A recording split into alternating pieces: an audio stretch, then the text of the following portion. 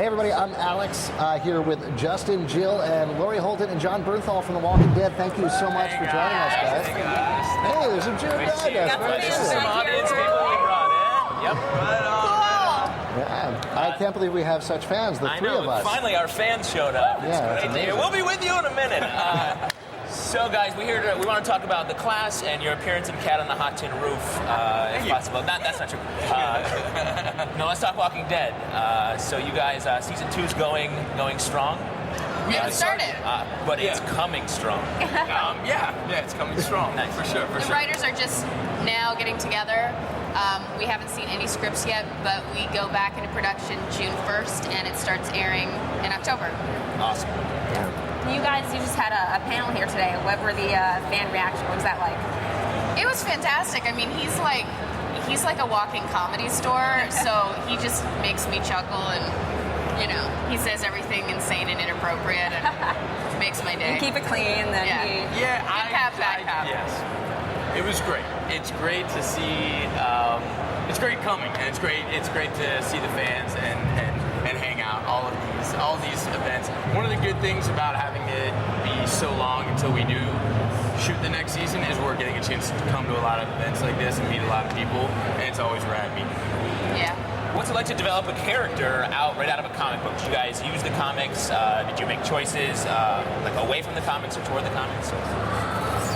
For me, there wasn't a lot about Andrea prior to her badass warrior self, and I felt it was really important to really bring three-dimensional, fully fleshed character to the screen. So I collaborated with Frank Darabont and Robert Kirkman. I wrote a biography of who I thought she was, what her passions were, what she was all about.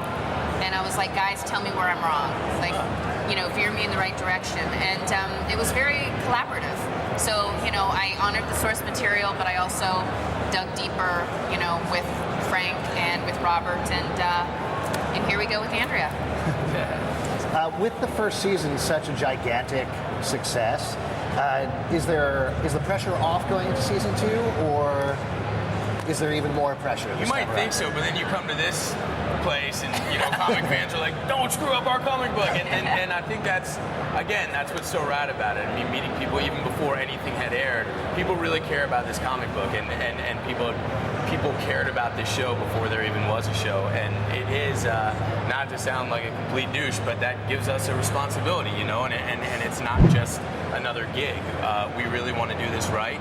We've got great bosses that we want to do well for, and we've got great, smart, and loyal fans that this really matters to. So I think coming to events like this again sort of reinforces all that. Yeah, it's a reminder. It's a reminder. Keep it real. A constant reminder. Now, Shane died pretty early on in the comic series. Are you literally living on borrowed time in the show? Just watching your watch. Yeah, right up, boy.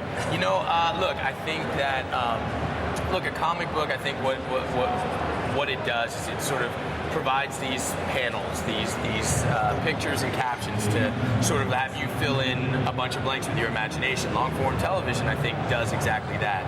I think it's a real testament to Robert Kirkman and the kind of artist he is, that he's been willing to let us go back and re-explore certain things and not just say this is the source material, we have to stick right to this. And I'm not dodging your question. I think they also really fell in love with Jon Bernthal. Yeah. He's kind of like the sexy hunk that everybody loves. Yiminy. So I think Look. it's true. Good. So I think they want him around for a while. I mean, he's like nice eye candy, and oh boy, and you're a good actor and all that. Thank you, sweetheart. Thank you.